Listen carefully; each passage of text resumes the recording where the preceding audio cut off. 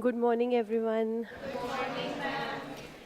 तो last class में हमने अकोमोडेशन बिल्स सीखे थे, उसकी प्रैक्टिस कंटिन्यू करते हैं। लास्ट टाइम हमने क्वेश्चन 11 किया था, आज हम क्वेश्चन नंबर 12 प्रैक्टिस करेंगे। आपकी बुक्स में पेज 175 क्वेश्चन नंबर 12। आइए देखें क्वेश्चन नंबर 12 क्या बात कर रहा है।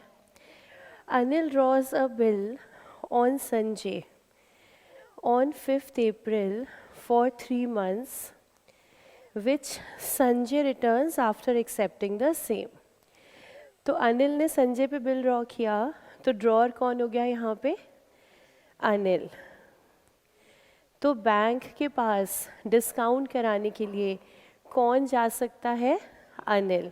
और अनिल ही गया। Anil gets it discounted with bank. 9,000 का बिल 8820 पर डिस्काउंटेड है। एंड रेमिट्स मतलब पैसा भिजवाना, पैसा सेंड करना, to send money. Remits 1/3 amount to Sanjay. तो अगर अनिल ने संजय को 1/3 भिजवाया है, तो हम कह सकते हैं कि अनिल के पास कितना बच गया? 2/3। अगर आपने टोटल अमाउंट का 1/3 भिजवा दिया तो आपके पास कितना बचा? 2/3। तो अगर आज हम यहाँ रेशो देखें इस अकोमोडेशन बिल की between Anil and Sanjay, Anil is to Sanjay, तो क्या मैं कहूँगी 1:1? नहीं, रेशो यहाँ पर क्या है? 2:1। तो अगर आप 1/3 दूसरी पार्टी को भिजवा रहे हो, इसका मतलब आप अपने पास 2/3 रख रहे हो। इसका मतलब हमारा आपस में म्यूचुअल अकोमोडेशन रेशो इज़ 2:1।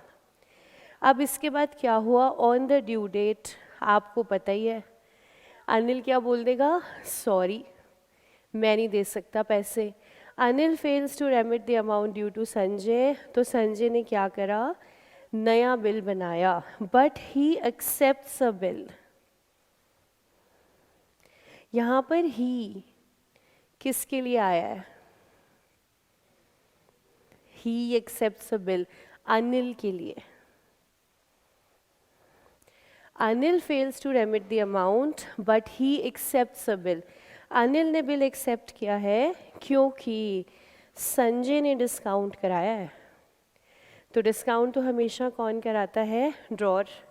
इसका मतलब संजय ने ड्रॉ किया है, अनिल ने एक्सेप्ट किया है। इस बार बिल 12,600 का है, 12,330 पर डिस्काउंटेड है एंड रेमिट्स 2,220 टू अनिल। अब इस नए वाले बिल में से 2,220 हमने अनिल को दिए हैं।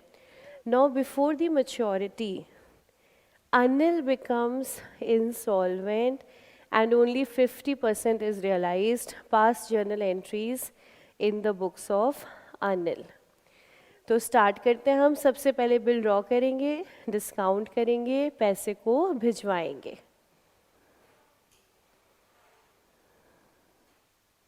पेज के सेंटर में answer to question number 12 in the books of Anil.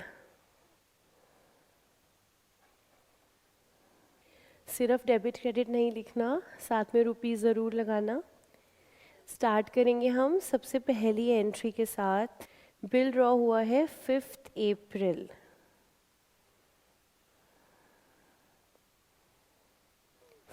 April. Anil draws a bill on Sanjay. Bill receivable to Sanjay.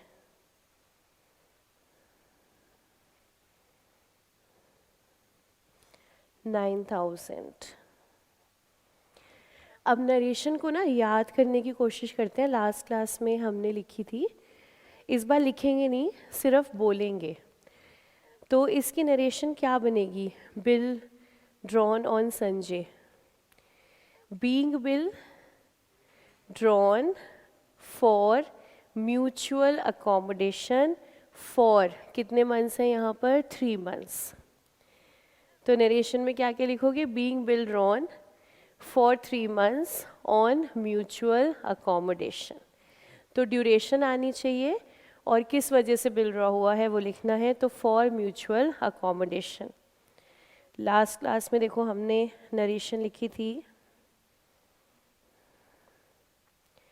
being bills of exchange drawn for 3 months and acceptance received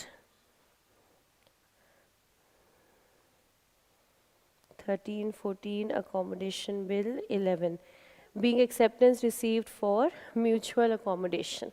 तो रीज़न आएगा साथ ही साथ टाइम आएगा। तो पहली नरेशन क्या बन रही है हमारी, being bills of exchange drawn for 3 months on mutual accommodation।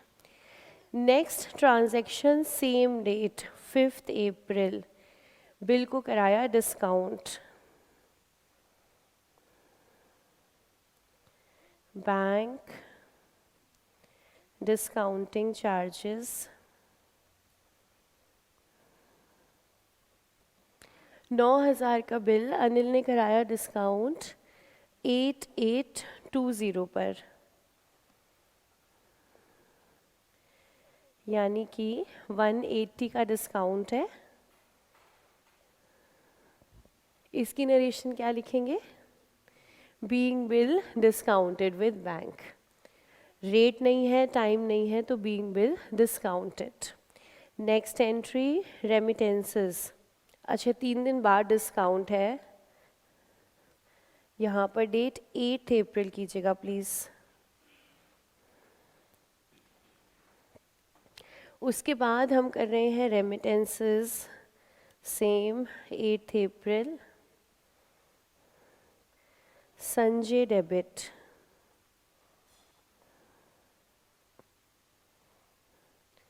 Sanjay को अब पैसा भिजवाया तो टू बैंक या टू कैश, सिर्फ रेमिट लिखा हुआ है तो टू बैंक लिखेंगे और साथ ही साथ डिस्काउंट भी देंगे 1/3, 8820 का 1/3 2940 और 1/3 ही डिस्काउंट भी बियर करेगा संजय, तो 60, यानी कि 3000 अमाउंट ट्रांसफर्ड। इस एंट्री की नरेशन बताइए, being remittances made as per the mutual accommodation ratio of 2:1। तो रेमिटेंस हमने किया है, पैसा भिजवाया है, क्यों, म्यूचुअल अकोमोडेशन का बिल था, और किस रेशो में भिजवाया है, हमारी आपस की म्यूचुअल रेशो 2:1। तो सबसे पहला हिस्सा ये कंप्लीट हो गया, बिल ड्रॉ हुआ, डिस्काउंट हुआ और उसके बाद पैसा हमने भिजवा दिया। अब बात करते हैं ड्यू डेट की।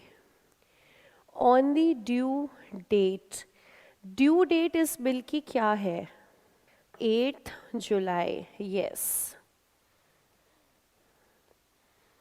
8 जुलाई, date of final payment, date of maturity. इस दिन देखो अब होना क्या था, ये जो बिल था अनिल ने संजय पे ड्रॉ किया था और फिर अनिल ने इसे बैंक से डिस्काउंट कराया था। अब ड्यू डेट पर बैंक किससे पैसे लेगा, संजय से, ठीक है।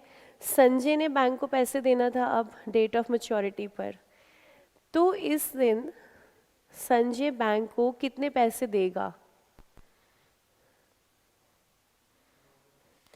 पूरे के पूरे 9,000। जब हमने डिस्काउंट कराया था तो हमें मिले थे 8820, लेकिन जब मैच्योरिटी आएगी तो हमने कितने देने हैं 9,000, ठीक है। हाँ वापस से देखो, हम अनिल की बुक्स में हैं, अनिल ने संजय पे बिल ड्रॉ किया था, ठीक है, 9,000 का।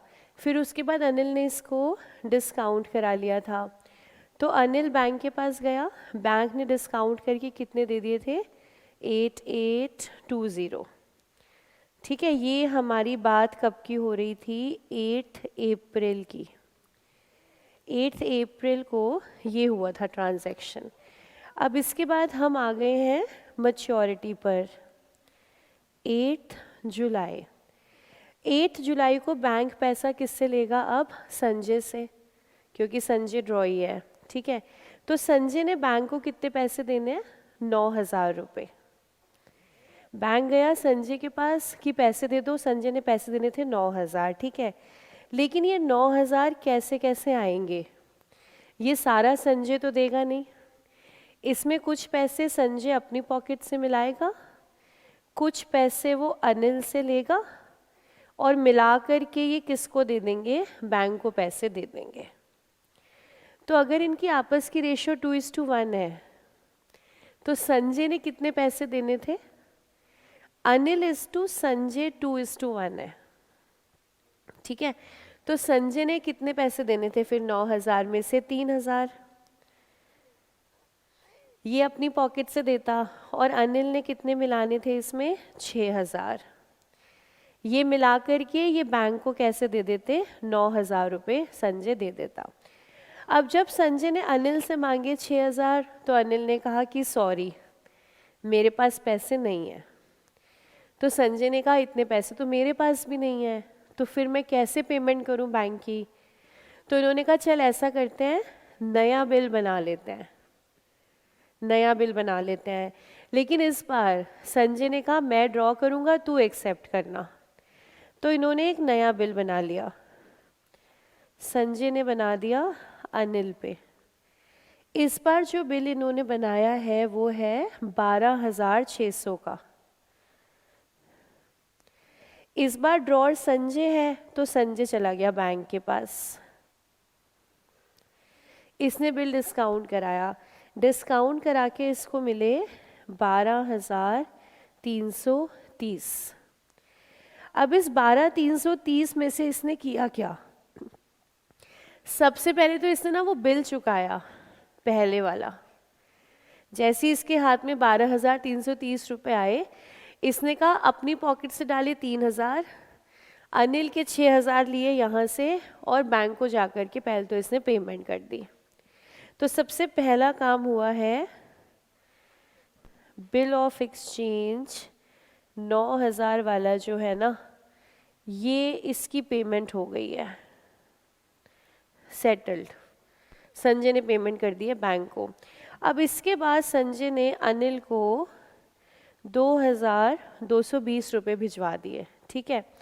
अब ये दिखने में तो 2,220 है, लेकिन रियल में अगर हम देखें तो अनिल के पास कितने पैसे एक्चुअली में भिजवाए गए हैं, तो हम कह सकते हैं 6,000 प्लस 2,220, क्योंकि वो भी तो अनिल का ही शेयर था ना, तो रख लिया था संजय ने।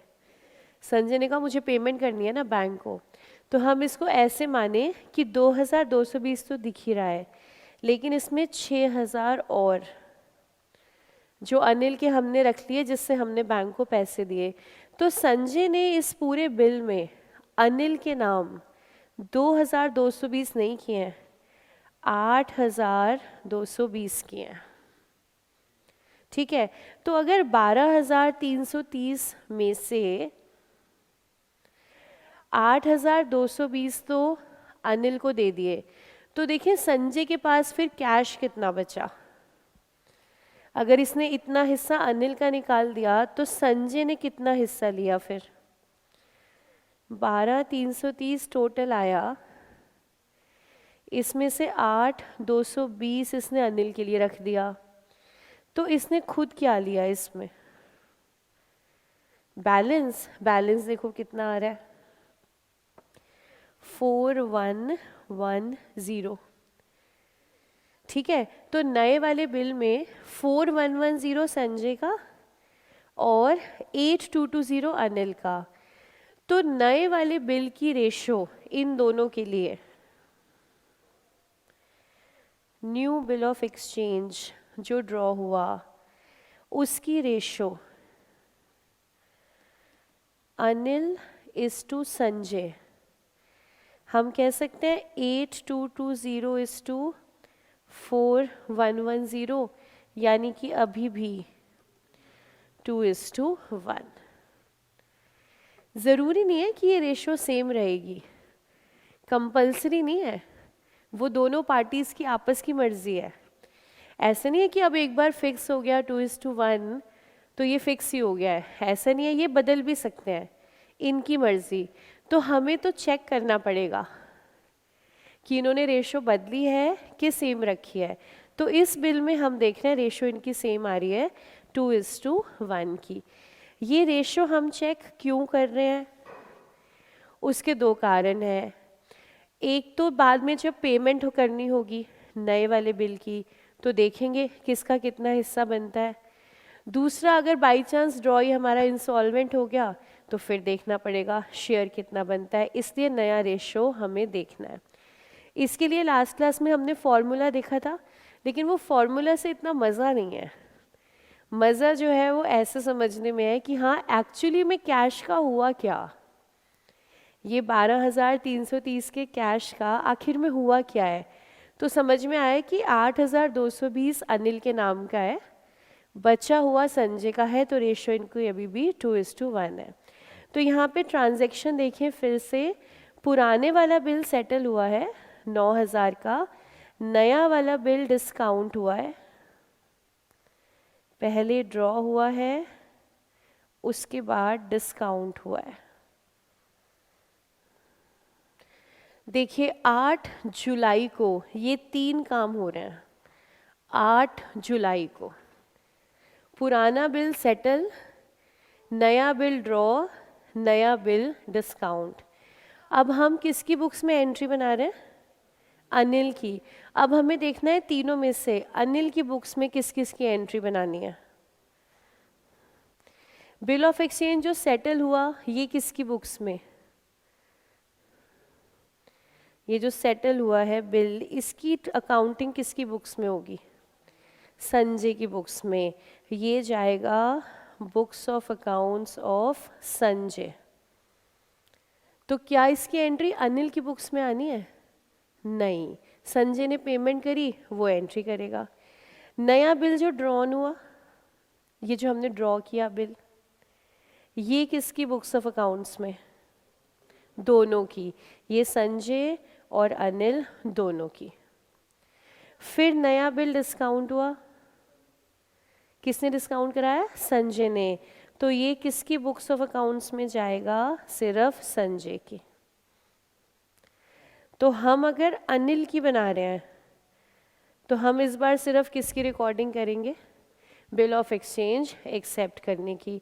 अगर आपसे पूछ लेते संजय की बनाइए बुक्स तो फिर क्या क्या एंट्री करते, फिर पुराने वाले की पेमेंट करते, नया वाला ड्रॉ करते, नया वाला डिस्काउंट कराते। बट अभी हमें अनिल की बनानी है तो हम एक ही एंट्री बनाएंगे जो बिल हमने एक्सेप्ट किया उसकी।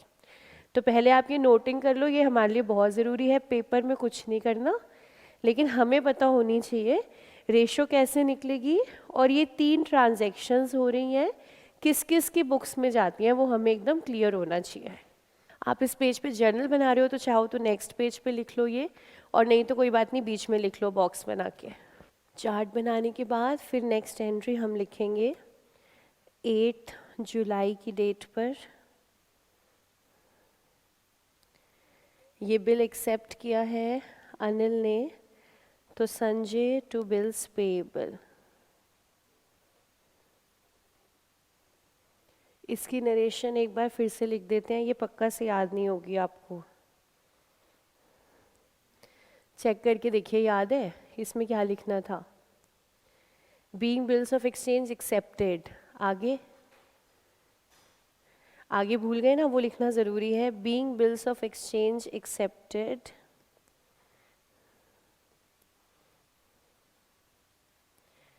ड्यू टू, ये लिखना ज़रूरी है, due to inability to pay the previous bill. तो ये नया बिल हमने इसलिए एक्सेप्ट कर लिया क्योंकि हम पुराने की पेमेंट कर नहीं पाए। तो 8 जुलाई को अब इसके बाद अनिल की बुक्स में अगली एंट्री कौन सी होगी? डिस्काउंट तक तो कोई एंट्री बननी नहीं, और लेकिन वो डिस्काउंट कराने के बाद पैसा भेजा जाएगा ना अनिल को, तो उसको रिसीव करने की एंट्री अब हम बनाएंगे। संजय ने अनिल के पास पैसा भिजवाया था, कितना?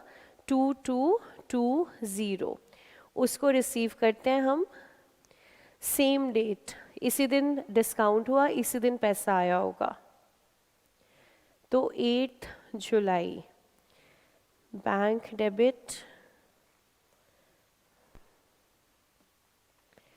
2220, डिस्काउंट डेबिट।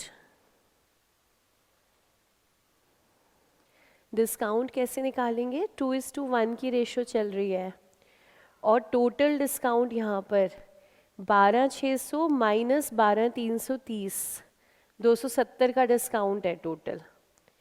12,600 के बिल पे 12,330 आपको मिले हैं, तो डिस्काउंट कितने का आ रहा है? 270 का।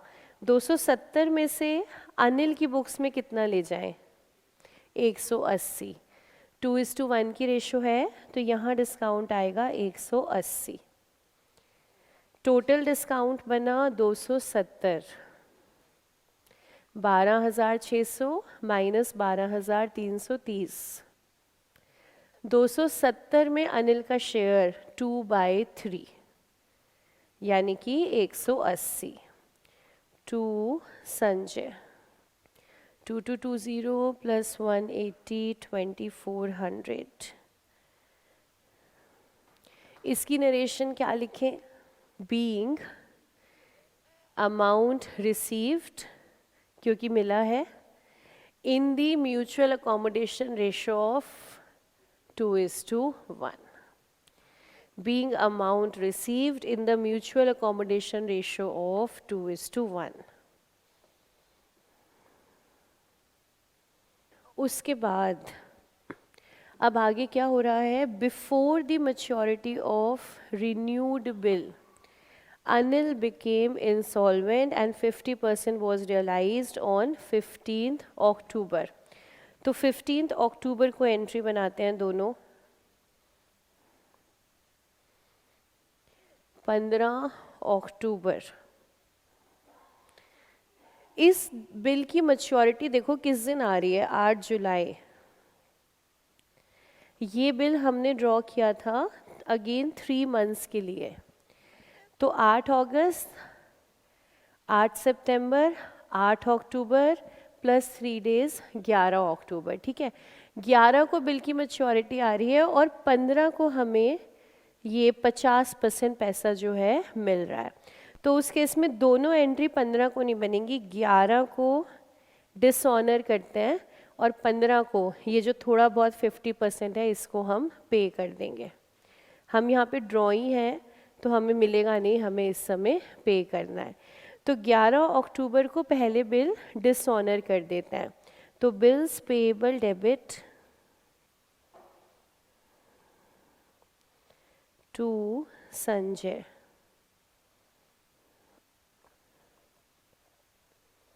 12,600।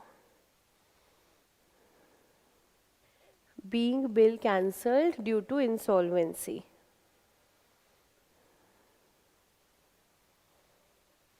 वो जो पहले वाला 9,000 का बिल था वो भी क्या कैंसिल करें?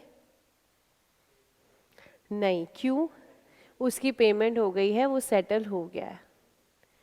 तो कहीं कंफ्यूजन आए कि यार कौन सा बिल हमें कैंसिल करना है, तो दूसरा ही करना है, क्योंकि पहले वाला तो सेटल हो चुका है, उसकी तो पेमेंट ही हो गई है, वो तो बिल अब एग्जिस्टेंस में ही नहीं है।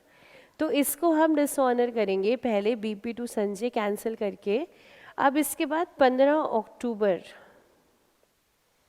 सारा पैसा तो नहीं दे पा रहे हैं लेकिन 50% हम दे पा रहे हैं।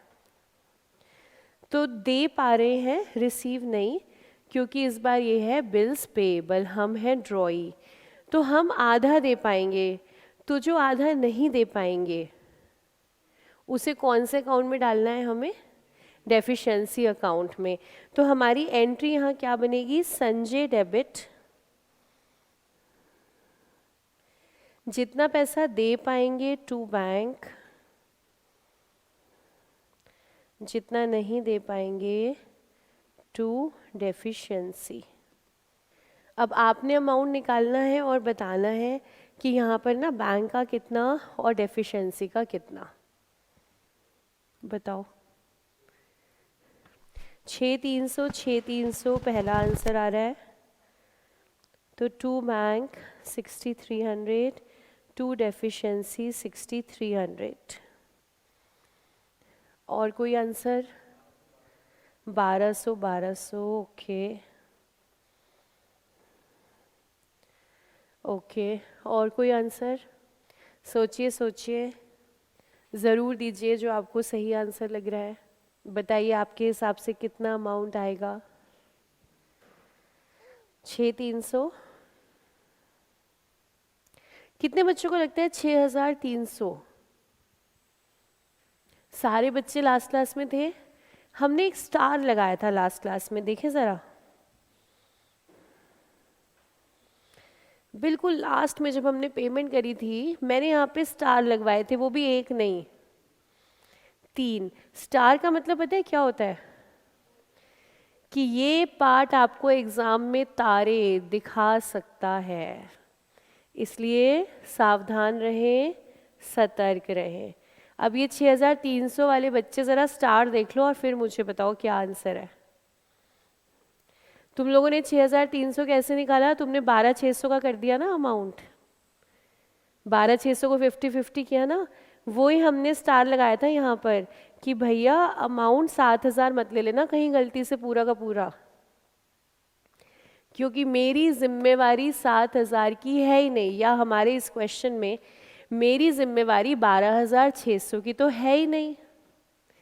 क्या इस बिल में सारा मेरा हिस्सा था देने वाला? नहीं, ये तो म्यूचुअल अकोमोडेशन वाला बिल है ना, तो मेरा हिस्सा तो कितना था? मतलब अनिल का हिस्सा सारा थोड़ी ना है, कितना है? 2/3 शेयर है ना अनिल का, तो 12,600 की लायबिलिटी थोड़ी बनती है, 12,600 इंटू 2/3 की लायबिलिटी बनती है ना हमारी। तो यानी कि टोटल अमाउंट 12,600 थोड़ी है, टोटल अमाउंट हुआ 12,600 का 2/3, ये टोटल अमाउंट है। देखें कितना, तो 8,400, तो टोटल अमाउंट आया है 8,400। फिर लगा लेना सितारे। तो अगर 8,400 की लायबिलिटी बनती है तो कितना कैश दिया? 42। कितनी डेफिशिएंसी? 42। नरेशन क्या बनेगी इसकी? being 50% of the amount paid and balance transferred to deficiency. Being 50% amount paid and balance transferred to deficiency. तो 6,300 वालों, क्या बात समझ में आ गई? दोबारा करोगे 6,300? बहुत ध्यान रखना, म्यूचुअल अकोमोडेशन का बिल है ये, 100% लायबिलिटी है ही नहीं मेरी। तो जब मेरी तो जितनी लायबिलिटी है मैं उसी की बात करूँगी, मुझे देना ही आपको 8,400 है, मैं उसमें कह रही हूँ कि मैं 4,200 दे पाऊँगी, 42 नहीं दे पाऊँगी। दूसरा भी मैंने आपको तरीका बताया था कि आपका आंसर सही है या गलत खुद ही चेक कर सकते हो। तो जब आप 6,300 से डालोगे और आंसर चेक करोगे तो देख लेना नील नहीं आ रहा होगा अकाउंट का बैलेंस, तो आपको फिर पता चल जाएगा कुछ गड़बड़ है। यहाँ पर लास्ट में अगर हमें चेक करना है कि हमारी एंट्री सही है या नहीं, कैसे चेक करेंगे? लास्ट में संजय के अकाउंट का बैलेंस कितना आना चाहिए? नील आना चाहिए। चलिए ज़रा कैलसी पर एक बार करके देखें संजय के अकाउंट में क्या क्या हो रहा है। देखिए सबसे पहले क्रेडिट 9,000 है, इसको प्लस कर देते हैं। डेबिट 3,000 है, इसको माइनस। देन डेबिट 12,600 है, माइनस 12,600। उसके बाद क्रेडिट आ रहा है प्लस 2,400। उसके बाद फिर से क्रेडिट आ रहा है प्लस 12,600। फिर डेबिट आ रहा है माइनस 8,400। तो कैलसी पर क्या आना चाहिए? 0। तो इसका मतलब आपका अकाउंटिंग एकदम करेक्ट है। तो वहीं पर बैठे बैठे एक प्यारी सी स्माइल करेंगे कि अरे वाह, ये तो हमारा 10 नंबर का सवाल जो है बिल्कुल सही हो गया। तो देखिए क्वेश्चन नंबर 12, कोई डाउट आए तो बताएं। एकदम क्लियर? तो अगला क्वेश्चन हम करेंगे पेज नंबर 179 पर, एग्ज़ाम में आया हुआ एक क्वेश्चन। इसको प्रैक्टिस करते हैं अब। बहुत पहले, कुछ साल पहले, नवंबर 20 में आया था ये सवाल। क्वेश्चन के ऊपर सिंगल स्टार लगाइएगा, पेपर से पहले रिवाइज करना ज़रूरी है। तो क्वेश्चन को एक बार पढ़ते हैं पहले।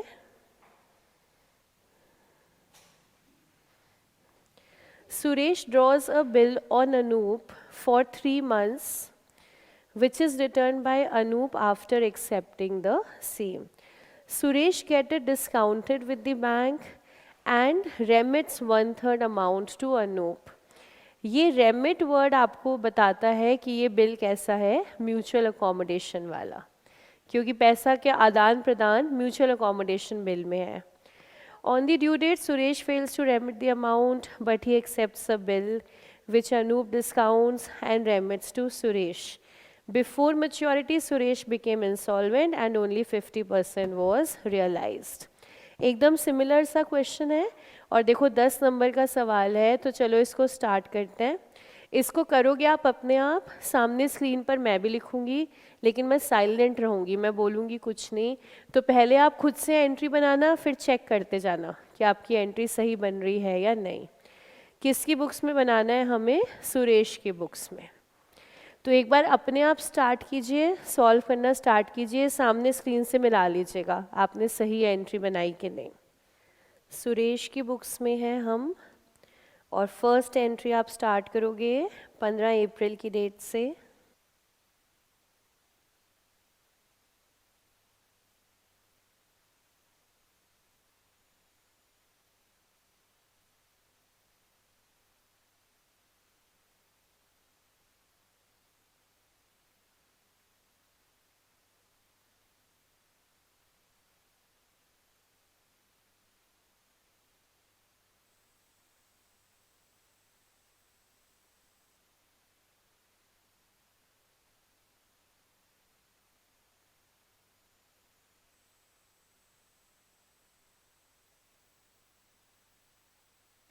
देखिए फर्स्ट 5 एंट्रीज मिला लीजिएगा, और फिफ्थ एंट्री में आपने मुझे बताना है डिस्काउंट का अमाउंट कितना रहेगा। 267 पहला आंसर आ रहा है, डिस्काउंट। और बताइएगा आपके अकॉर्डिंग डिस्काउंट कितना रहेगा। Any other answer? सोचिए सोचिए, डिस्काउंट कितना रहेगा। हाँ जी, है कोई जवाब? 267। Any other answer? कितने स्टूडेंट्स कह रहे हैं 267? बाकी बच्चे निकालिए, अमाउंट ज़रूर निकालिए। इतनी प्रैक्टिस कर ली है हमने, अब आपको अमाउंट तो निकालना ही है डिस्काउंट का।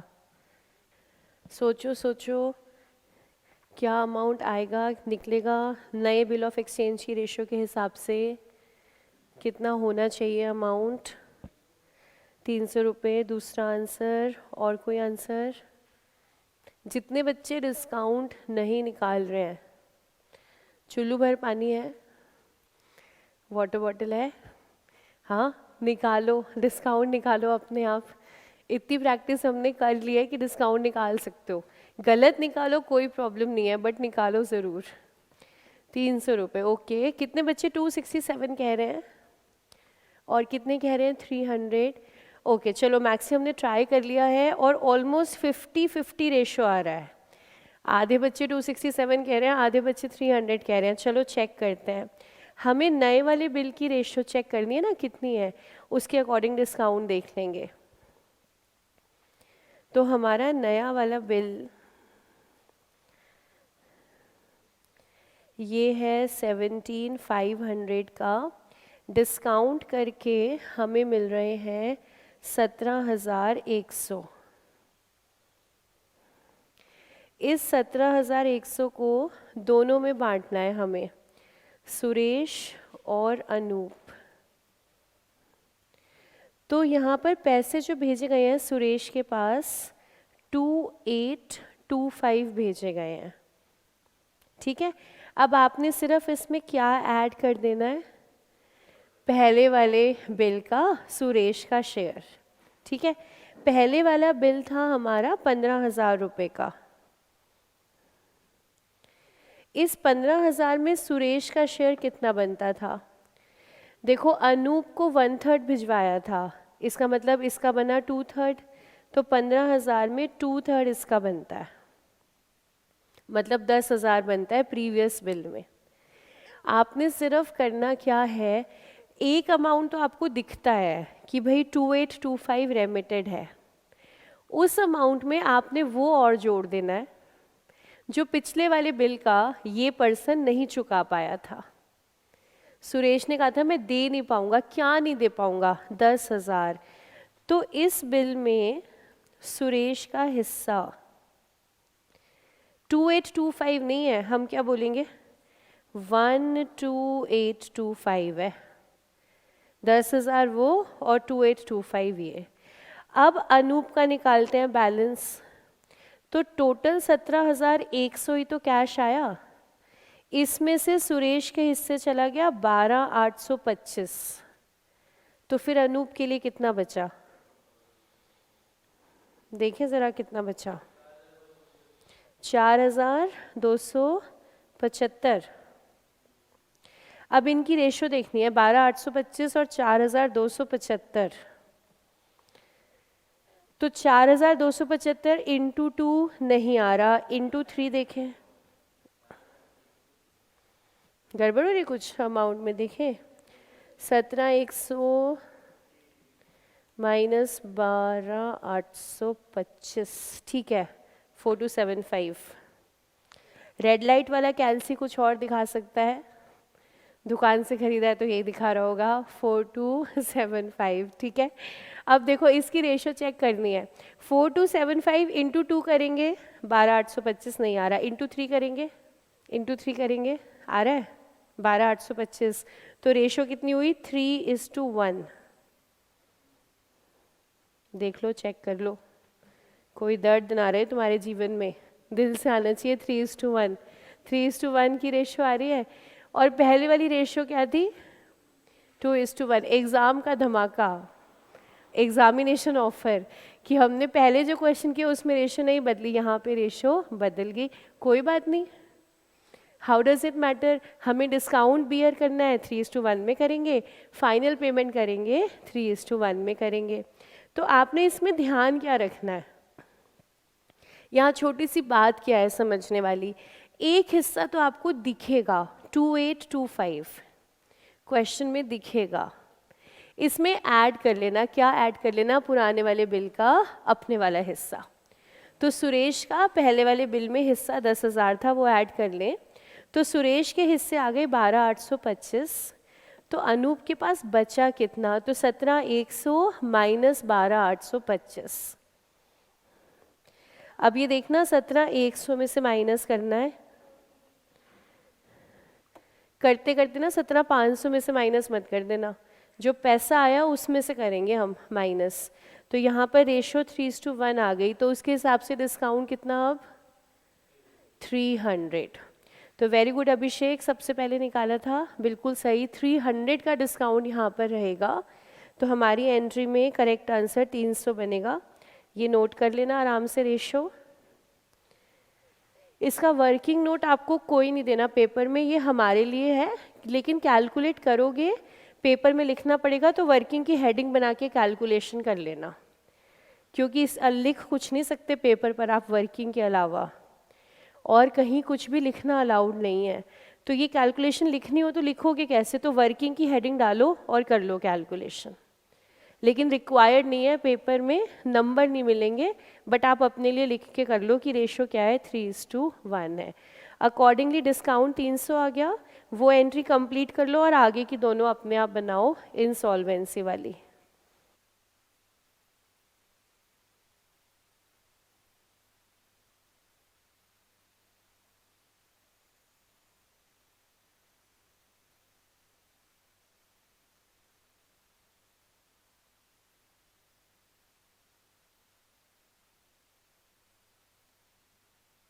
लास्ट एंट्री के अमाउंट जो भी निकाल ले वो बताए क्या अमाउंट आएगा, कितना बैंक आएगा और कितना डेफिशिएंसी आएगी। हाँ जी रूपाली बताइए। 13,125, 6562.5। ओके, एक आंसर आ गया है हमारे पास। और कोई आंसर? आराम से सोचें। लास्ट एंट्री में 2 बैंक और 2 डेफिशिएंसी, 50% रेशो आ रहा है तो आधा आधा ही होना है। टोटल अमाउंट देख लीजिएगा अनूप का कितना, हम जो है उसके हिसाब से लाइबिलिटी अपनी बुक्स में हम दिखाएंगे। तो 17,500 वाले बिल में हमारा हिस्सा जो बनता है उस अमाउंट से हम डेबिट करेंगे अनूप को। चेक कीजिए कितने अमाउंट से अनूप को हमें यहाँ डेबिट करना है। जितनी हमारी लाइबिलिटी है वही अमाउंट होना चाहिए। न्यू बिल का रेशो आप निकाल चुके हैं, रेशो है 3:1। तो 3:1 के अकॉर्डिंग हमारा शेयर कितना बनता है, 3/4। हमारा रेशो 3:1 आ रहा है तो 3/4 हमारा हिस्सा बनता है, 3/4 ऑफ 17,500। तो क्या 13,125 आ रहा है? यस, रूपाली एकदम सही निकाला है। This is correct, 13,125। तो पेपर में नॉर्मली 2 ही टाइप के क्वेश्चंस आ रहे हैं 10 मार्क्स में। एक तो ये अकोमोडेशन बिल है, दूसरा हमने जो देखा था इंसॉल्वेंसी और रिन्यूअल। इंसॉल्वेंसी और रिन्यूअल मोस्टली 5 मार्क्स में आपको मिलेगा क्योंकि उसमें 6 ही एंट्रीज हैं। अकोमोडेशन आपको नॉर्मली 10 मार्क्स में मिलेगा क्योंकि एंट्री भी ज़्यादा है और दूसरे बिल का रेशो भी वो बदल भी सकता है, वो सेम भी रह सकता है। तो कहानी में जितने ट्विस्ट आ सकते हैं उतने ही मार्क्स जो हैं वो आपके बढ़ते जाते हैं। तो क्वेश्चन 10 नंबर का बनेगा और कहानी में कोई ट्विस्ट नहीं है, वही नॉर्मल रिन्यूअल फिर इंसॉल्वेंसी, तो क्वेश्चन आपका 5 मार्क्स का बनेगा। तो क्या कहते हो, इतना क्लियर है? तो अब एक खतरों के खिलाड़ी वाला क्वेश्चन देखें, करें ज़रा एक सवाल। अब हम लोग इसके बाद ना क्वेश्चन नंबर 8 करेंगे। क्वेश्चन नंबर 8 ये कंप्लीट कर लीजिए आराम से, फिर 8 पर आइए, 8 रीड कीजिएगा। चलिए अब आते हैं क्वेश्चन नंबर 8 पर। On 1 July 21 George drew a bill for 3 months on Harry for mutual accommodation. Harry accepted the bill of exchange.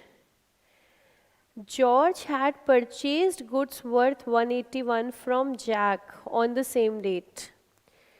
George endorsed Harry's acceptance to Jack in full settlement.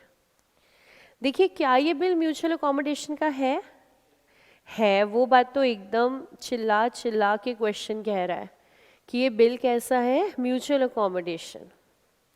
लेकिन अभी तक हमने क्या देखा था, म्यूचुअल अकोमोडेशन का bill लेते हैं, बैंक में जाते हैं, डिस्काउंट कराते हैं, रेमिट करते हैं। यहाँ पर क्या हो रहा है, इन दोनों ने बिल ड्रॉ किया लेकिन बैंक में नहीं गए। ये इस बिल को यूज़ कर रहे हैं आगे की सेल परचेज के लिए। जॉर्ज ने ड्रॉ कर दिया है हैरी पे, ठीक है। तो इन दोनों में से ड्रॉर कौन? जॉर्ज। जॉर्ज हमारा हो गया ड्रॉर। अगर इस बिल को इंडोर्स करना चाहे तो क्या ड्रॉर कर सकता है? यस, ओनली ड्रॉर कर सकता है। Drawer can endorse bill of exchange.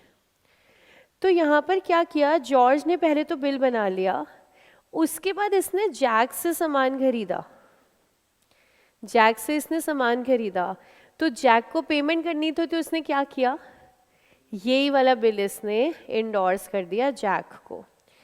George endorses Harry's acceptance to Jack in full settlement. On 1 September 21 Jack purchase goods from Harry. अब जैक ने सामान खरीदा हैरी से, और जैक ने क्या किया, Jack endorse the bill of exchange received from George to Harry and paid 9,000 in full settlement of the amount due. अब जैक ने हैरी से खरीदा है सामान, तो जैक ने पेमेंट करनी है, तो जैक ने क्या किया, ये बिल आया हुआ था, इसने वो ही आगे दे दिया. तो सेम बिल है, उससे पहले जॉर्ज ने सामान खरीदा, फिर जैक ने सामान खरीदा, और वो ही बिल हैरी के पास वापस आ गया. मतलब हैरी कह सकता है कि मेरा ही बिल मेरे पास वापस आ गया, है ना, तेरा तुझको अर्पण क्या लागे मेरा, मेरा बिल जो है वापस घूम के मेरे पास ही आ गया. अब इसके बाद क्या हुआ, on 1 October 21 Harry purchase goods from George. अब हैरी ने सामान खरीदा जॉर्ज से. अच्छी खासी ट्रेड हो रही है on the basis of mutual accommodation bill of exchange. No discounting, no remittances, लेकिन फ़ायदा पूरा उठाया गया इस बिल ऑफ एक्सचेंज का. अब हैरी ने सामान खरीदा जॉर्ज से. फाइनली हैरी ने कहा भाई सेटल करते हैं अब. Harry paid the amount due to George by cheque, कि चल बस बहुत हुआ, लेना देना ज़रा ख़त्म करें यहाँ पर. तो हैरी ने पे तो किया है, लेकिन कितना ये नहीं बताया क्वेश्चन ने. कह रहे उसने पेमेंट कर दी, अच्छा कितना अमाउंट पे किया वो नहीं बताया. तो ऐसे केस में अमाउंट कैसे निकाला जाता है, यहाँ पे सेटलमेंट हो रही है अब. तो लास्ट में हम क्या चेक करेंगे, हैरी की बुक्स में जॉर्ज का बैलेंस कितना आ रहा है, और जितना भी बैलेंस आ रहा होगा कि हमने जॉर्ज को देना है, वो सारा का सारा हम जॉर्ज को पे कर देंगे. हम दूसरा भी चेक रिवर्स भी देख सकते हैं, जॉर्ज की बुक्स में हैरी का बैलेंस कितना आ रहा है, सेम ही आ रहा होगा ना दोनों की बुक्स में एक दूसरे का, तो वो जो अमाउंट होगा वो हम पे करके सेटल कर देंगे फाइनल. हमें बनानी है journal entries in the books of Harry and George, और आपके मॉड्यूल ने इस बार बोला एंड जैक, तो ये दो शब्द आप भी ऐड कर लो आपके क्वेश्चन में. तो इस बार जो एंट्रीज बननी है वो है in the books of Harry and George and Jack. बस ज़्यादा तो हम बनाते ही नहीं, 3 ही बुक्स ऑफ अकाउंट्स हमें बनानी है, जॉर्ज की, हैरी की और जैक की. अब देखिए पेपर में जब आप बनाएंगे ना, पेपर में ये ऐसे बनेगा, पहले बुक्स ऑफ जॉर्ज सारी एंट्रीज आएंगी, फिर बुक्स ऑफ हैरी सारी एंट्रीज आएंगी, फिर बुक्स ऑफ जैक सारी एंट्री आएंगी. ठीक है, पेपर में ऐसे बनाना है. क्लास में हम लोग ना समझने के लिए हम ऐसे 3 कॉलम्स में बनाएंगे, ताकि हमें ना एक साथ समझ में आए कि हम एंट्री कैसे बना रहे हैं. तो क्लास में हम कॉलम में बनाएंगे, पेपर में नहीं बनाना, पेपर में एक के बाद एक करना है. ठीक है, तो आंसर हम स्टार्ट करते हैं 8th का.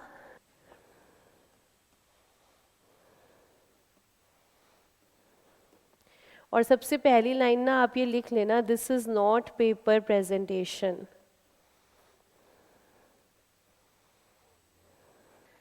ज़रूर लिख लेना ऊपर, नहीं तो फिर आपको लगेगा यार जो क्लास में किया था वही हमने पेपर में किया, हमारी क्या गलती, हम इतने मासूम बच्चे. तो तुम्हें ध्यान रहे ये पेपर में मत करके आना, ये सिर्फ क्लास में है, पेपर में एक के नीचे एक करेंगे एंट्री.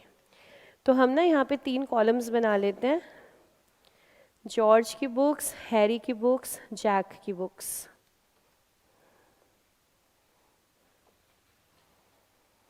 आप अगर डबल पेज लेना चाहो तो डबल पेज ले लो, क्योंकि हम डेट लिखेंगे, डेट भी लिखेंगे और एंट्री भी लिखेंगे. चलिए स्टार्ट करते हैं. On 1 July George drew a bill for 3 months on Harry for mutual accommodation. तो किसने किस पे बिल ड्रॉ किया है, जॉर्ज ने हैरी पे. तो जॉर्ज की बुक्स में क्या एंट्री बनेगी, जॉर्ज हमारा ड्रॉअर है, तो जॉर्ज की बुक्स में BR टू हैरी, जॉर्ज ने बिल ड्रॉ किया, हैरी ने एक्सेप्ट किया, तो जॉर्ज की बुक्स में BR टू हैरी, डेट आ रही है हमारे पास 1 जुलाई। सबसे पहली एंट्री है BR टू हैरी।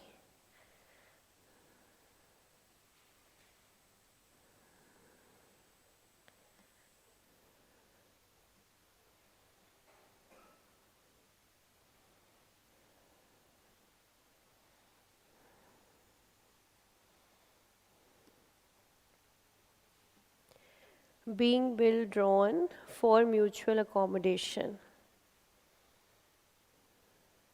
बिल का टाइम पीरियड भी है for 3 months।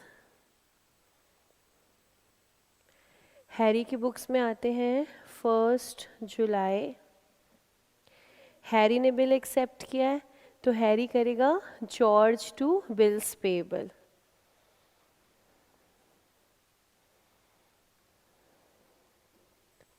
being bills of exchange of 3 months accepted for mutual accommodation।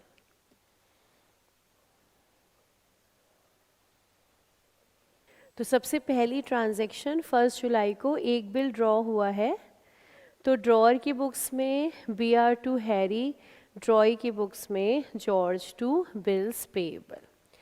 Next इसके बाद देखिए क्या हो रहा है। Harry accepted the bill of exchange, then George had purchased goods worth 181 from Jack on the same date। अब अगली transaction क्या है, जॉर्ज ने जैक से सामान खरीदा सेम डेट 1 जुलाई, तो जॉर्ज एंट्री क्या बनाएगा, purchases account debit to Jack, George ने सामान खरीदा, तो जॉर्ज की बुक्स में आते हैं सेम डेट 1 जुलाई। जॉर्ज ने सामान खरीदा, तो जॉर्ज एंट्री बनाएगा परचेजेस टू जैक 181। ये नरेशन हम नहीं लिखेंगे, एकदम सिंपल है। क्या बनेगी narration, being goods purchased. Jack क्या बनाएगा, जॉर्ज टू सेल, जैक ने सामान बेचा, तो जैक की बुक्स में 1 जुलाई जैक बनाएगा George to sales. George to sales, narration हम नहीं लिख रहे, क्या बनेगी, बीइंग गुड्स सोल्ड। ठीक है, आगे आते हैं। परचेज के बाद George endorses Harry's acceptance to Jack in full settlement. In full settlement मतलब लेना देना अब ख़त्म। अगर कोई डिफरेंस है तो आप उसे डिस्काउंट समझ लें, डिस्काउंट रिसीव्ड या डिस्काउंट अलाउड। तो देखिए जैक को हमने बिल दे दिया, जॉर्ज की बुक्स में आते हैं किस दिन ये बात हो रही है, फिर से सेम 1 जुलाई, तो 1 जुलाई। हाँ जी बताइए कहाँ पे, जो अभी एंट्री अब बना रहे हैं ना हम सेटलमेंट की, इसमें मेंशन करेंगे। अभी तो सामान खरीदा है, अब हम कर रहे हैं सेटलमेंट, तो ये एंट्री देखो, इसमें आपका डिस्काउंट आएगा। तो 1 जुलाई को हम जैक को बिल दे रहे हैं, तो जैक डेबिट, जैक को डेबिट किया 181 से, 181 की हमारी लाइबिलिटी है, इसको हमने बिल दिया टू बिल रिसीवेबल। हमारी बुक्स में क्या चल रहा है वो BR, इसको हमने बिल दिया 1,80,000। तो ये जो डिफरेंस है 1,000, इसे हम क्या समझ लें, डिस्काउंट रिसीव्ड। तो यहाँ पर लिखेंगे टू डिस्काउंट। अब ये डिस्काउंटिंग चार्जेस नहीं है, वो बैंक से डिस्काउंट कराने के होते हैं, ये है डिस्काउंट रिसीव्ड। तो रिसीव्ड वर्ड लिखो या नहीं लिखो वो ऑप्शनल है। टू डिस्काउंट का मतलब है डिस्काउंट रिसीव्ड, क्योंकि टू डिस्काउंट मतलब डिस्काउंट आपका क्या हो रहा है, क्रेडिट हो रहा है, तो it is discount received. Jack की बुक्स में आते हैं, जैक ने बिल रिसीव किया, जैक एंट्री क्या डालेगा? बिल रिसीवेबल डालेगा, पैसा आना है जैक के पास। तो बी आर, जैक ने बोला मेरे पास आ गया है 180 का, बी आर आ गया 180 का, डिस्काउंट 1000। जैक क्या बोलेगा? Discount allowed. मैंने डिस्काउंट दिया 1000 का टू जॉर्ज। नरेशन देखिए पहले जॉर्ज की बुक्स में, being bill endorsed to Jack in full settlement.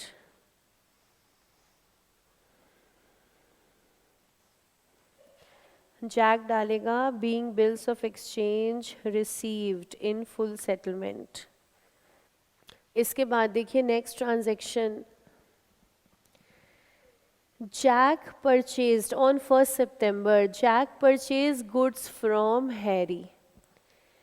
अब 1 सितंबर जैक ने हैरी से सामान खरीदा, तो पहले जैक की बुक्स में डालते हैं।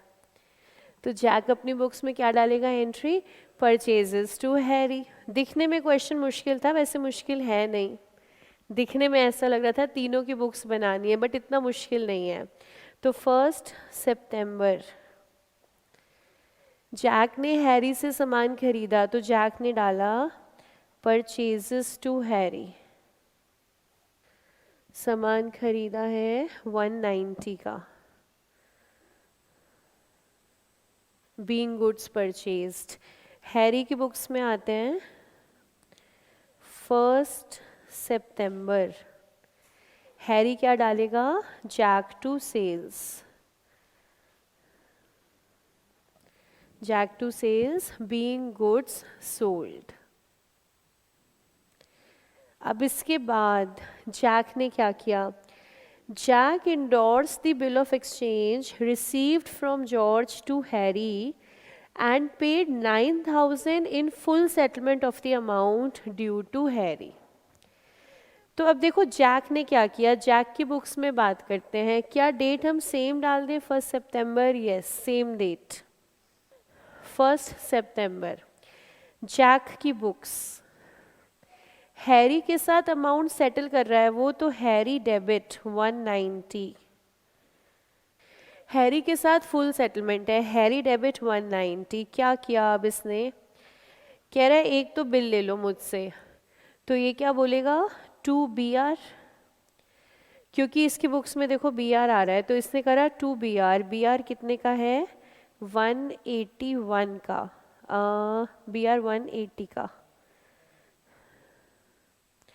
180 का बी आर आ रहा है। एक तो कह रहा है ये ले लो, साथ में कह रहा है मुझसे कैश ले लो 9000 रुपये, तो टू कैश 9000। अब कह रहा है फुल सेटलमेंट हो गई, इसका मतलब 1000 इसको डिस्काउंट मिल गया है। तो जैक यहाँ पे क्या कर रहा है? Being bill endorsed along with payment of 9000 in full settlement। अब इधर आ जाते हैं हैरी की बुक्स में 1 सितंबर। हैरी एंट्री क्या बना रहा है? जो जो आ गया वो ले लेते हैं। बी आर आ गया 180 का। अभी एक बार बी आर के बारे में और कुछ नहीं सोचना, पहले ले लो इसको। बी आर आ गया 180 का, कैश आ गया 9000। इसका मतलब हमने डिस्काउंट दे दिया है 1000 का टू जैक 190। नरेशन हमारी बिल्कुल ऐसी सिमिलर लाइंस पर आ जाएगी। Being bill received along with payment of 9000 in full settlement। अब पहले रिसीव करने के बाद अब हैरी देखेगा कि ये जो मेरे पास बी आर है और ये जो मेरे पास बीपी है ये तो सेम ही है, यही वाला बिल तो मेरे पास आ गया जो मैंने पहले अपनी बुक्स में क्रिएट किया हुआ था एज लाइबिलिटी। तो अब हैरी किसको पेमेंट करेगा? खुद को, है ना? तो ये तो अपना बिल अपने पास आ गया। तो अब हम अगली एंट्री बनाएंगे, बहुत इम्पोर्टेंट, हैरी की बुक्स में क्या करेंगे? इन बिल्स को आपस में कैंसिल, क्योंकि हमारे बिल हमारे पास आ गया तो हम थोड़ी खुद को पेमेंट करेंगे इसकी। तो हम ये रिसीव करने के बाद अगली एंट्री क्या प्रिपेयर करेंगे? BP to BR, BP cancel, BR cancel, हमारी बुक में सारे बिल कैंसिल। तो 1 सितंबर को हम क्या बना रहे हैं? Bills payable 1,80,000 debit to bills receivable 1,80,000। तो पहले एक बार जैक से बिल ले लो, फिर आपने देखा कि ये तो मेरे वाला ही बिल आ गया है मेरे पास वापस, तो अब इसको क्या करेंगे? कैंसिल कर देंगे। BP to BR, being own acceptance received cancelled,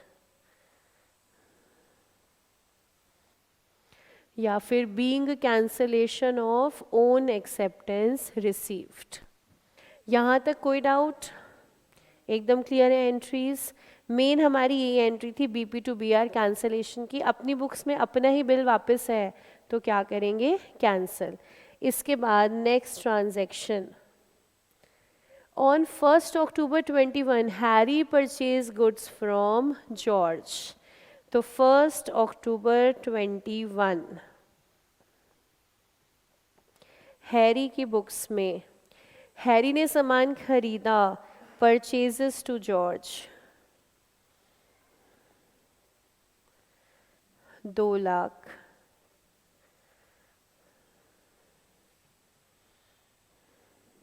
being goods purchased, और 1 अक्टूबर जॉर्ज की बुक्स में हैरी टू सेल्स। अब इसके बाद next, Harry paid the amount due to George by cheque. एक बार आप लोग ज़रा यहाँ पर ये सोचना, ये जो जॉर्ज और हैरी के बीच में बिल ड्रॉ हुआ था, इससे किसने बेनिफिट उठाया अभी तक? देखो ये जो बिल ड्रॉ हुआ है जॉर्ज और हैरी के बीच में म्यूचुअल अकोमोडेशन का, इससे किसको बेनिफिट हुआ है अभी तक? किसको क्या फ़ायदा हुआ है यहाँ पर इस बिल से? जॉर्ज और हैरी में से जॉर्ज को, क्योंकि जॉर्ज ने सामान खरीद लिया जैक से 1,80 का, और आगे उसने ये बिल दे दिया, उसको पैसे तो देने ही नहीं पड़े, तो उसको फ़ायदा हुआ इस बिल से। ये बिल एक्सेप्ट किसने किया था? हैरी ने। स्टार्टिंग वाला बिल, ये बिल एक्सेप्ट किया था हैरी ने। तो हम कह सकते हैं ना कि हैरी जॉर्ज को 1,80 का फ़ायदा तो दे चुका है ऑलरेडी, मतलब 1,80 की लायबिलिटी सेटल्ड है। यहाँ पर लेना देना सिर्फ 20,000 का होगा अब। और अगर हम जॉर्ज की बुक्स में बात करें तो जॉर्ज हैरी से 180 का बेनिफिट तो ले ही चुका है, उसी बिल के बेसिस पर उसने आगे काम किया, तो उसे अब कैश कितना लेना चाहिए? 20,000।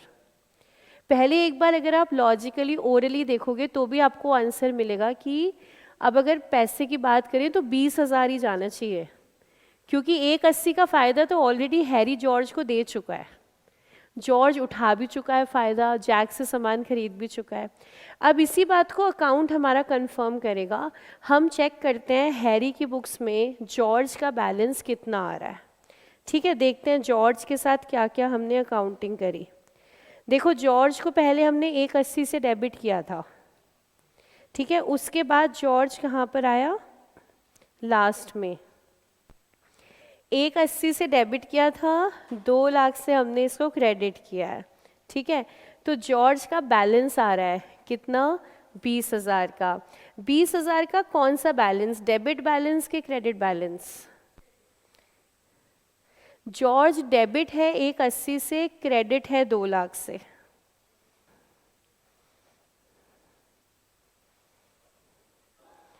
जॉर्ज, इसको साथ साथ आप लिख लेना ज़रा, ये बहुत इंपॉर्टेंट कॉन्सेप्ट है कि बैलेंस कौन से वाला है। कैसे पता करते हैं डेबिट बैलेंस है या क्रेडिट बैलेंस है?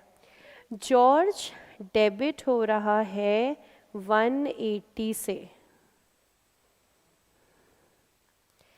क्रेडिट हो रहा है 2 लाख से। तो अगर मैं कहूँ जॉर्ज के अकाउंट में बैलेंस कितना आ रहा है, बैलेंसिंग फिगर क्या आ रही है, तो क्लियरली दिख रहा है 20,000। 180 का डेबिट है, 2 लाख का क्रेडिट है, तो डिफरेंस आ रहा है क्लियरली 20,000। डिफरेंस को ही हम कहते हैं बैलेंसिंग फिगर। अब ये 20,000 इसको नामकरण करना है। अब ये डेबिट बैलेंस है या क्रेडिट बैलेंस है, तो जिस भी साइड का टोटल ज़्यादा आता है नाम उधर से ही आता है। तो अगर क्रेडिट 2 लाख है तो इस बैलेंस को हम बोलते हैं क्रेडिट बैलेंस। 20,000 का बैलेंस आ रहा है तो इस बैलेंस का नाम क्या है, क्रेडिट बैलेंस, क्योंकि ये क्रेडिट साइड के ज़्यादा होने की वजह से आया है। क्रेडिट साइड ज़्यादा है तभी तो बैलेंस आया है, इसलिए इसका नाम क्या है, क्रेडिट बैलेंस। अब कोई भी पर्सनल अकाउंट है, कोई भी पर्सनल अकाउंट है, किसी इंसान का अकाउंट है और उसके अंदर क्रेडिट बैलेंस आता है, तो ये हमें दिखाता है ये हमारा क्रेडिटर है। किसी पर्सन के अकाउंट में अगर क्रेडिट बैलेंस है तो वो हमारा क्रेडिटर बनेगा। ऐसे ही किसी पर्सन के अकाउंट में अगर डेबिट बैलेंस है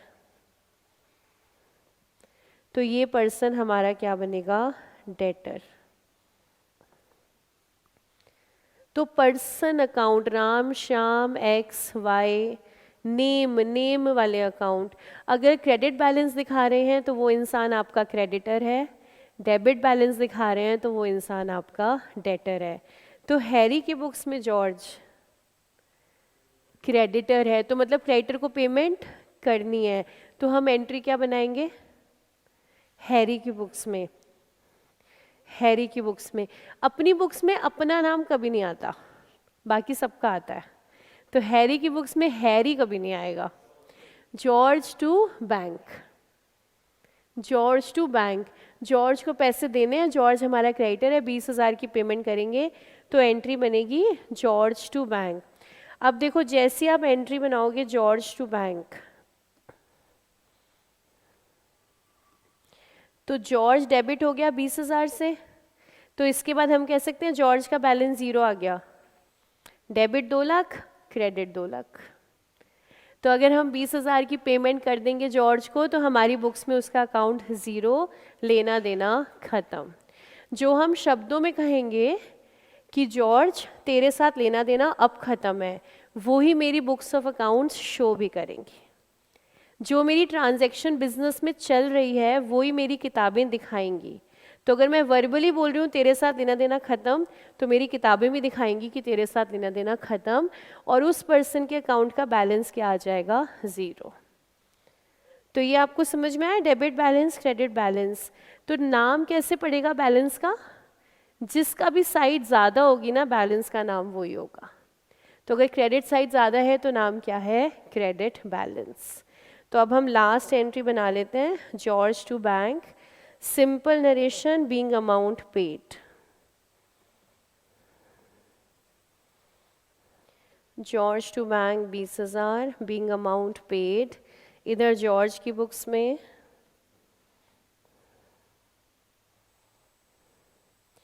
bank to Harry being amount received. Entry बनाने के बाद जॉर्ज की बुक्स चेक करते हैं, हैरी का बैलेंस क्या होना चाहिए, नील। चेक कर लेते हैं नील हो रहा है कि नहीं। देखो हैरी पहले क्रेडिट हुआ था 180 से फर्स्ट एंट्री में, क्रेडिट के बाद फिर डेबिट हुआ 2 लाख से, लास्ट में क्रेडिट हो गया 20,000 से। इसमें कैल्सी चाहिए ही नहीं आपको, इसमें कैल्सी की ज़रूरत ही नहीं है, अमाउंट इतने है ही नहीं। तो 180 और 20 से क्रेडिट, 2 लाख से डेबिट, हैरी का बैलेंस नील। तो ये हमारी तीनों बुक्स ऑफ अकाउंट्स हैं। साथ बनाना कंपैरेटिवली आसान है लेकिन पेपर में बना नहीं सकते।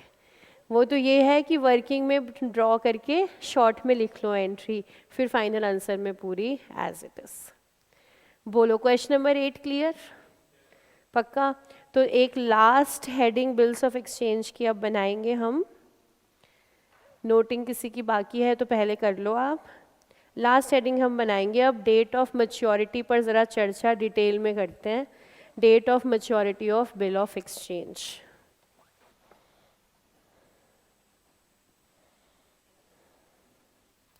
डेट ऑफ मैच्योरिटी जिसका बेसिक तो आपको पता ही है, ये हम कैसे निकालते हैं, due date plus 3 days of grace. सबसे पहला केस एकदम सिंपल, ये आपको अच्छे से आता है। शिनचैन ने डोरेमोन पे बिल ड्रॉ किया, शॉर्ट में ऐसे ही लिखेंगे। शिनचैन ने डोरेमोन पे बिल ड्रॉ किया सपोज 26 जनवरी 4 months के लिए। तो इस बिल की डेट ऑफ मैच्योरिटी क्या रहेगी? सबको आती है, बताओ। 29 में। देखो 4 महीने हैं ना, तो जनवरी फरवरी मार्च, जैन से स्टार्ट करा तो 26 फेब, 26 मार्च, 26 अप्रैल, 26 मई। तो 26 मई को ड्यू हो गया और प्लस 3 दिन डाले 29 मई। ये एकदम सिंपल केस है डेट ऑफ मैच्योरिटी का। दूसरा केस, शिनचैन ने डोरेमोन पर बिल ड्रॉ किया 31 जनवरी को और टाइम पीरियड है 3 महीने। तो 31 जैन को आपने ड्रॉ किया, तो ये देखो ड्यू कब होगा, फेब का एंड, मार्च का एंड, अप्रैल का एंड। तो अप्रैल के एंड में 31 आएगा कि नहीं? नहीं आएगा। वो याद है बचपन में मैम ने सिखाया था, जनवरी फरवरी मार्च अप्रैल मई जून, सबको ऐसे सिखाया था, सब ने ऐसे सीखा। अगस्त सितंबर, जो ऊपर आ रहे हैं उसमें 31 और जो डाउन जा रहे हैं उसमें 30 days। तो अप्रैल में 31 तो है ही नहीं, तो उस केस में हम क्या करते हैं, मंथ के लास्ट डे हम ड्यू मान लेते हैं, मतलब 30 अप्रैल को ड्यू मान लेंगे हम। अगर 31 नहीं है तो कोई बात नहीं, फिर 30 अप्रैल, उसमें 3 दिन ऐड करेंगे तो 3 मई। तो मैच्योरिटी आ जाएगी 3 मई। तो हमारा जो एक्ट है ना यहाँ पर, नेगोशिएबल इंस्ट्रूमेंट्स एक्ट,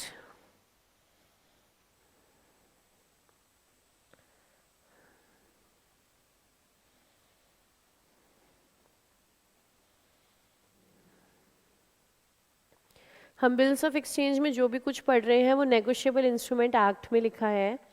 ये एक्ट कहता है bill of exchange shell become due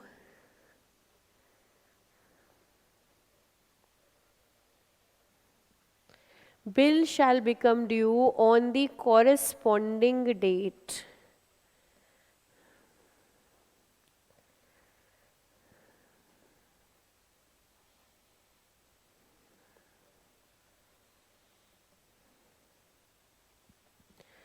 on the corresponding date। corresponding का मतलब होता है मैचिंग। 7 को ड्रॉ हुआ तो 7 को ड्यू होगा, 10 को ड्रॉ हुआ तो 10 को ड्यू होगा। महीना आप देख लेना, 2 महीने 3 महीने के हिसाब से। कॉरेस्पॉन्डिंग डेट मतलब matching date. However if there is no corresponding date, the bill shall become due on the last day of the respective month। Second case में एक एग्जांपल और देखते हैं। शिनचैन ने डोरेमोन पर बिल ड्रॉ किया 31 दिसंबर 23, 31 दिसंबर 23, 2 months के लिए।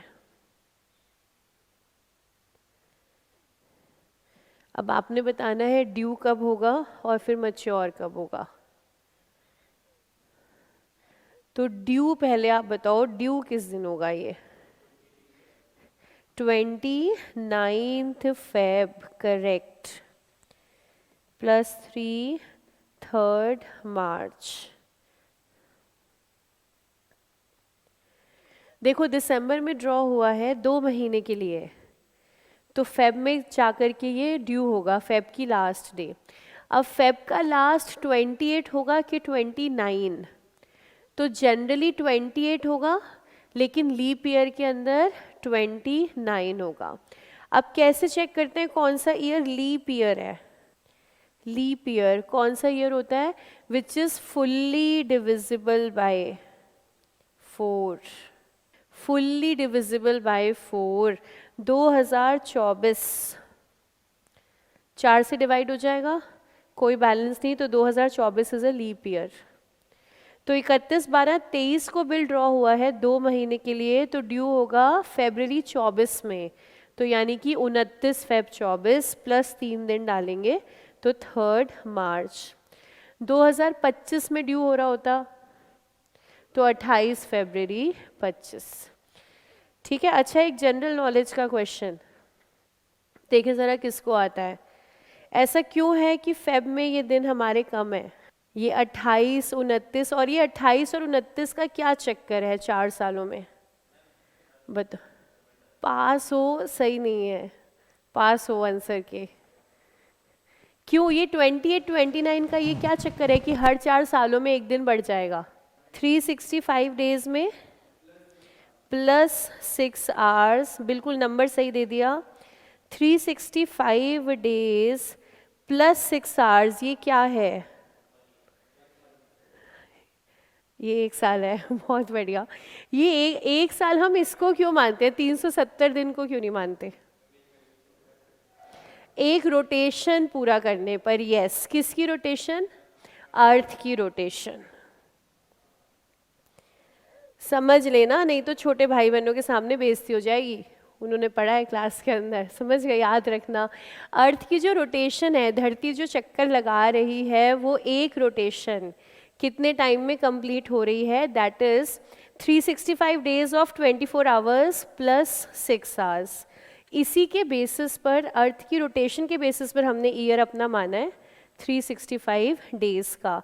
तो ये 6 घंटे जो हैं ये हमने एक बार छोड़ दिए, लेकिन जैसे ही 4 साल कंप्लीट हो गए तो 24 घंटे हो गए, तो एक दिन बन गया। तो इसलिए हर 4 सालों के बाद फेब में हम एक दिन ऐड कर देते हैं, तो 29 हो जाता है।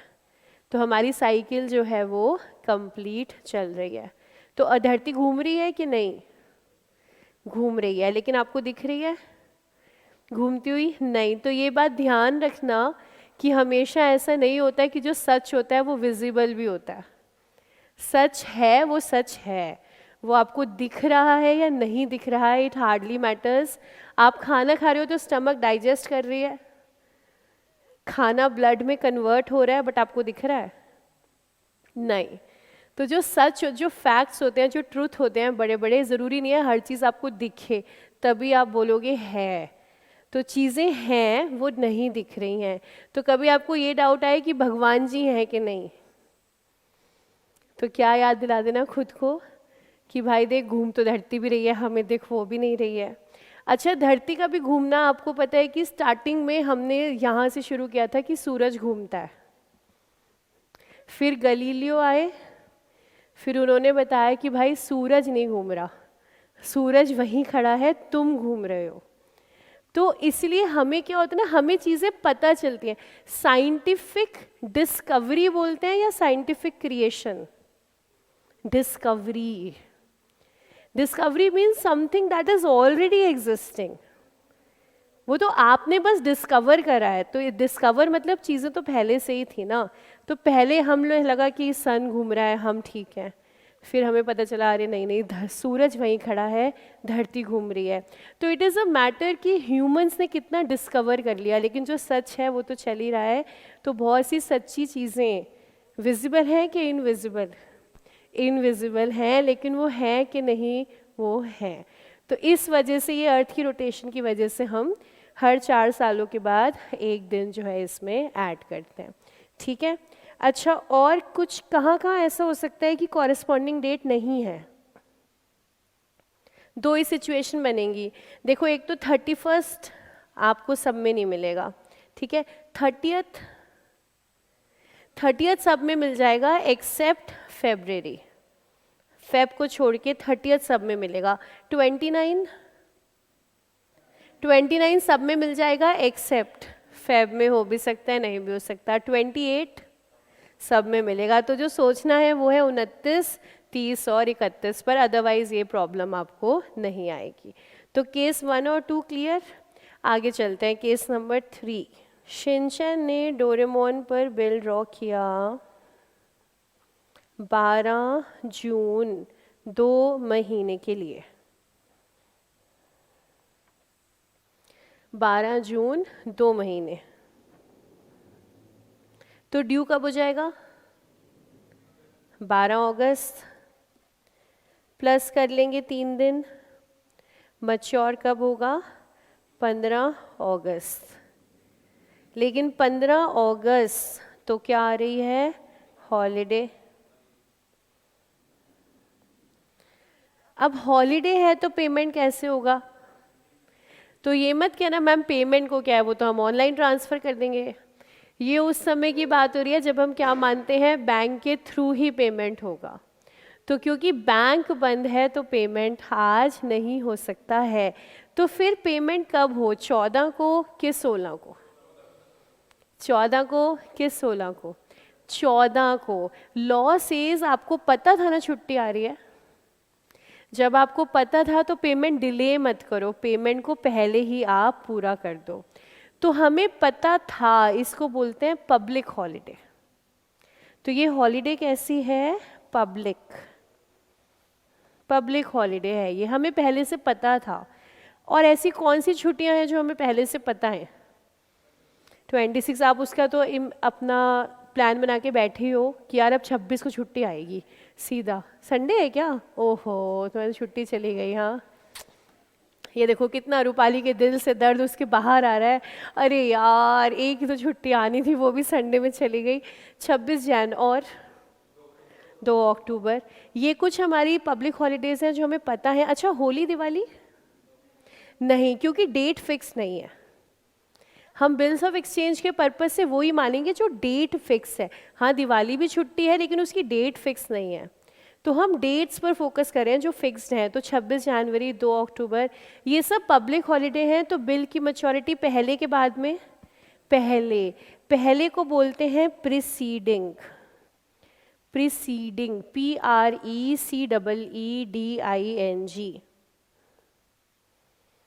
तो बिल की मैच्योरिटी पहले। अच्छा, तो 15 से पहले 14, ठीक है। मान लो 14 संडे है, तो अब 13। तो 15 से पहले 14, 14 संडे है तो 14 से पहले 13, तो हम यहाँ पे लिखेंगे preceding working day. In case of public holiday bill will mature on preceding working day, यानी कि यहाँ पर डेट ऑफ मैच्योरिटी, ये जो 15 आ रही है 15 नहीं रहेगी, ये हो जाएगी 14। अगर क्वेश्चन बोलता है 14 को संडे है तो फिर 13। अच्छा, ये वाले क्वेश्चन कहाँ आएंगे? ये सिर्फ ट्रू फॉल्स में आ सकते हैं और कहीं नहीं, और इस पर कोई क्वेश्चन नहीं बना। 2 नंबर के सेंटेंस में एक आ सकता है कि भाई अगर बिल हमारा मैच्योर हो रहा है 15 को, 14 को संडे है, तो मैच्योरिटी डेट 13 है, स्टेटमेंट ट्रू है कि फॉल्स है? तो स्टेटमेंट ट्रू है, ठीक है, क्लियर। आगे आ जाते हैं 4th केस। शिनचैन ने बिल ड्रॉ किया डोरेमोन पर 13 जुलाई 3 महीने। 13 जुलाई 3 महीने, बताइए ड्यू डेट? 13 अक्टूबर, प्लस किया 3 दिन, 16 अक्टूबर, ठीक है। मान लेते हैं 16 अक्टूबर को छुट्टी है। सपोज 16 अक्टूबर को प्राइम मिनिस्टर जी निकल लिए और इसी खुशी और इसी गम में पूरे देश में जो है शोक मनाया जा रहा है, और इसलिए 16 की छुट्टी है। अब बिल कैसे मैच्योर होगा? चुप रहो रूपाली, ऐसी ऐसी बातें नहीं बोलते। हाँ, अब बताओ 16 अक्टूबर को ऐसा हो गया, तो बिल मैच्योर कब होगा? एक दिन पहले कि एक दिन बाद में? पहले के बाद में। कितने बच्चों को लगता है 17 अक्टूबर, और कितनों को लगता है 15 अक्टूबर? देखो, जिसको भी लगता है 15 अक्टूबर, बिल तो छोड़ दो आप, सबसे पहले पुलिस आएगी आपके पास। आपको कैसे पता था कि कल ये होने वाला है? समझ लो, बिल तो बहुत छोटी बात रह गई। अब आपके ऊपर दूसरा केस चलेगा। यानी कि जब हमें पता ही नहीं है कि छुट्टी आने वाली है, तो हम पहले कैसे कर सकते हैं? तो ऑब्वियसली बिल मैच्योर कब होगा? नेक्स्ट डे, मतलब कि 17 अक्टूबर को। तो नेक्स्ट डे को हम बोलते हैं सक्सीडिंग,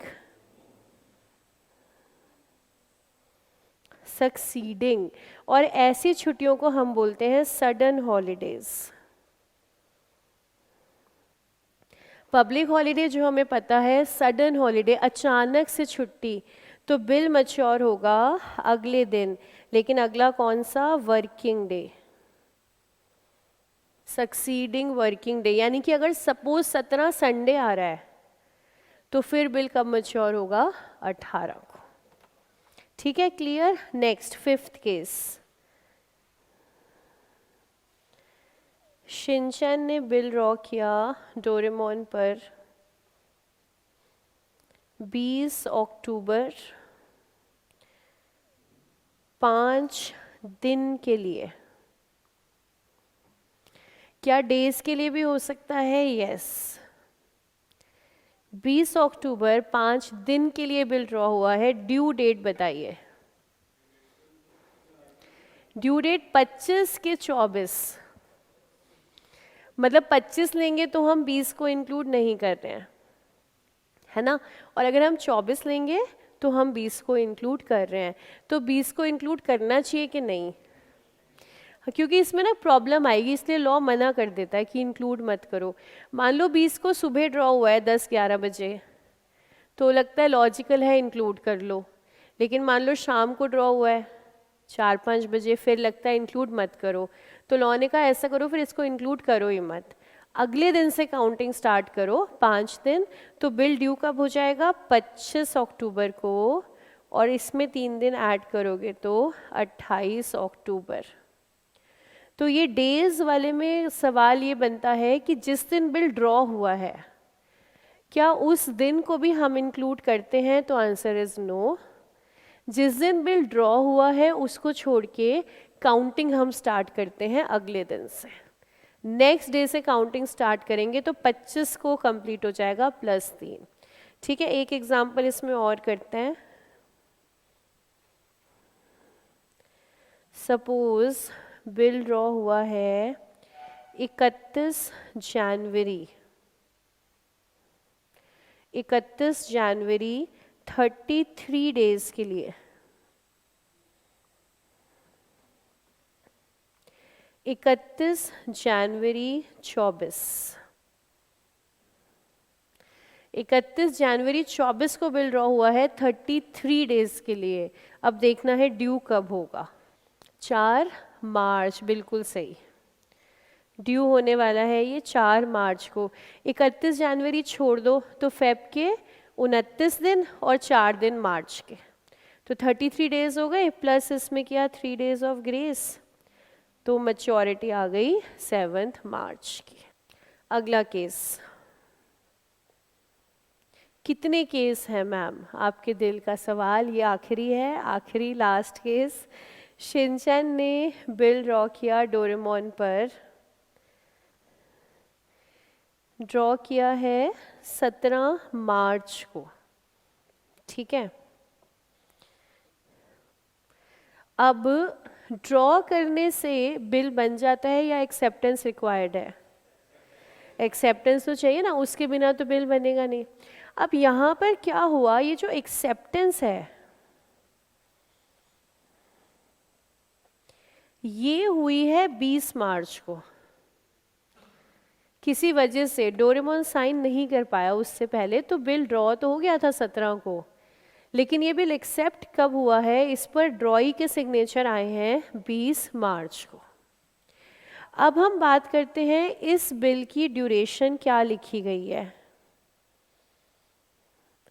लिखने के ना 2-3 अलग अलग तरीके हैं, हर तरीके पे हम देखते हैं ड्राइंग से मैच्योरिटी कैसे निकलेगी। पहला तरीका ये है, ड्यूरेशन बिल पर लिखी थी 3 महीने, बस आगे कुछ नहीं लिखा, सिर्फ 3 महीने लिखा है। दूसरी सिचुएशन ये है, बिल पे लिखा है 3 months आफ्टर एक्सेप्टेंस, एकदम क्लियर सिचुएशन है, समझ में आता है क्या करना है, 3 months आफ्टर एक्सेप्टेंस। तीसरी सिचुएशन है, बिल पे लिखा है 3 months आफ्टर डेट, कौन सी डेट वो नहीं बताया, 3 months आफ्टर डेट। चौथी सिचुएशन है, बिल पे लिखा है 3 months after site, after site. अब देखते हैं कहाँ पर कैसे आएगी डेट ऑफ मैच्योरिटी। सिर्फ 3 महीने लिखा है तो काउंटिंग कहाँ से करें, सिर्फ 3 महीने लिखा है, कुछ नहीं बताया, तो अगर आपने कुछ नहीं बताया है तो डेट मानी जाएगी date of drawing of bill, date of drawing of bill. तो 3 महीने कहाँ से काउंट होंगे, 17 मार्च से काउंट होंगे, इसमें ऐड करेंगे हम 3 महीने, तो 17 मार्च में 3 महीने, 17 अप्रैल, 17 मई, 17 जून, 17 जून को ड्यू होगा प्लस 3 दिन, 20 जून को बिल मैच्योर हो जाएगा।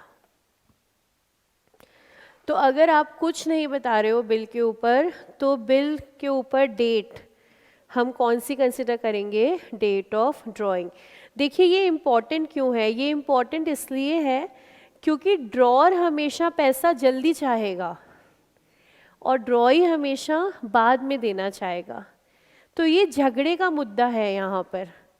ड्रॉअर बोलेगा मैं तो 17 से काउंटिंग करूँगा, ड्रॉई बोलेगा मैं 20 से करूँगा, तो लॉ क्लियर कर रहा है, लॉ कह रहा है आपको काउंटिंग कहाँ से चाहिए, आप बिल पर क्लियरली मेंशन करो। अगर आपने 3 महीने लिखा है तो हम काउंटिंग कहाँ से लेंगे, 17 मार्च से। अगर आपको एक्सेप्टेंस चाहिए तो क्या लिखो, 3 months आफ्टर एक्सेप्ट, इसमें अब कोई डाउट ही नहीं है। कहाँ से ड्यूरेशन स्टार्ट होनी है, 20 मार्च से, इसमें ऐड करेंगे 3 महीने, तो बिल ड्यू हुआ 20 जून को, इसमें ऐड किए 3 days of grace, bill mature हुआ 23 जून को। फिर 3 months आफ्टर डेट, लॉ कह रहा है आप फिर क्लियर नहीं कर रहे ना, आप ये क्या कंफ्यूजन आप क्रिएट कर रहे हो, आफ्टर डेट ठीक से बताओ कौन सी डेट है, तो आप नहीं बता रहे ना, तो हम क्या लेंगे, लॉ क्या लेगा, डेट ऑफ ड्राइंग। ड्राइंग फिर से अगर आपने सिर्फ आफ्टर डेट लिखा, ये नहीं बताई डेट कौन सी, तो काउंटिंग होगी 17 मार्च से, 17 मार्च में 3 महीने, उसके बाद 3 days ऑफ ग्रेस, तो मैच्योरिटी आएगी 20 जून की।